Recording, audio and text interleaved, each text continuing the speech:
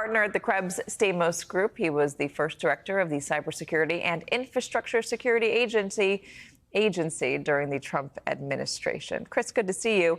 How much of a threat, a national security threat, is TikTok really?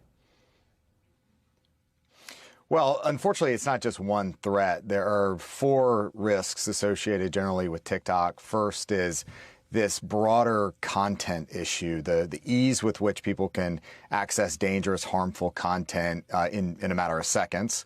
The second is the data security issues associated with the app on the device and perhaps providing access to a third party to get onto the device and monitor browsing habits.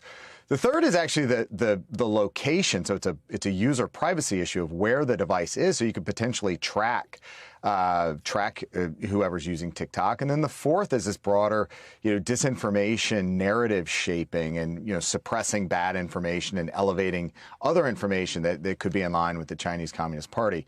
And, like I said, it's a broad set of issues. And like you're seeing with the EU, it's not just data, it's privacy, it's content moderation, it's a whole wide range of issues. And I personally think that the EU is the biggest risk right now to TikTok operations globally. Because the EU has more authority than the U.S. does, or are they more in line? Well, with they've each actually other? They already have legislation and regulations either in place or in the immediate offing. For one, you have the General Data Protection Regulation, where the Irish Data Protection Commission has been investigating TikTok for third-party access, meaning access from China to an EU user since 2021. And that's been in place in years. And the Irish have used that regulation investigative tool for a number of other tech companies, including U.S. ones like Microsoft and Facebook.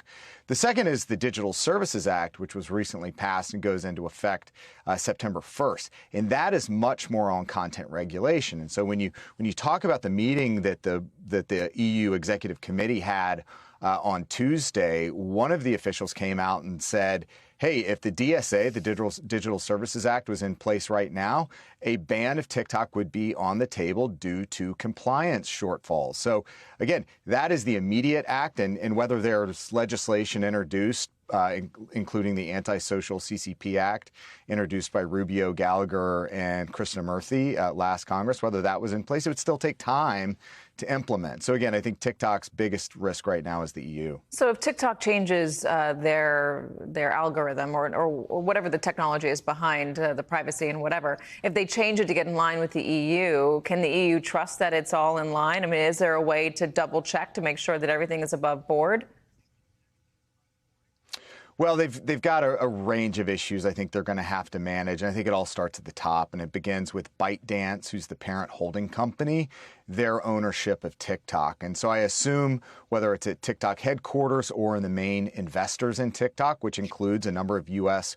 private equity and institutional investors, are taking a hard look at what a potential TikTok exit strategy might be so that they can make something out of this rather than just lose the market right now. Because as I see it, TikTok stands a big risk of getting the Huawei treatment that we saw in the last administration. And Huawei is a Chinese telecommunications firm that was limited from access to the U.S. market due to national security concerns. And they've taken a real global market hit and revenue hit as a result. TikTok, unlike Huawei, though, which was a cellular communications firm, right? TikTok is a social media company that is wildly popular here around the world, but here in the United States as well, wildly popular. And if you talk to people who use it, especially the younger generations, but I think most people, they'll say, they have all of our information anyway. I've already given it to this firm and that firm. I assume that everyone knows where I am at all times. There's location services on my iPhone that's following me around. What is the big deal? Well, the difference here, again, is that ownership and the governance structure where there are regulations and laws in place in China that require access to data that's been aggregated by social media platforms. And ByteDance is a Chinese company with U.S. investment, but a Chinese company. And TikTok is due to those regulations, subject to their whims. But again, you broaden it back out and you look at the risks here. And one of the biggest political challenges I see in the U.S. Capitol is going to be the political liability of banning TikTok. Target demographics for the next several years' elections are all the primary TikTok users right now.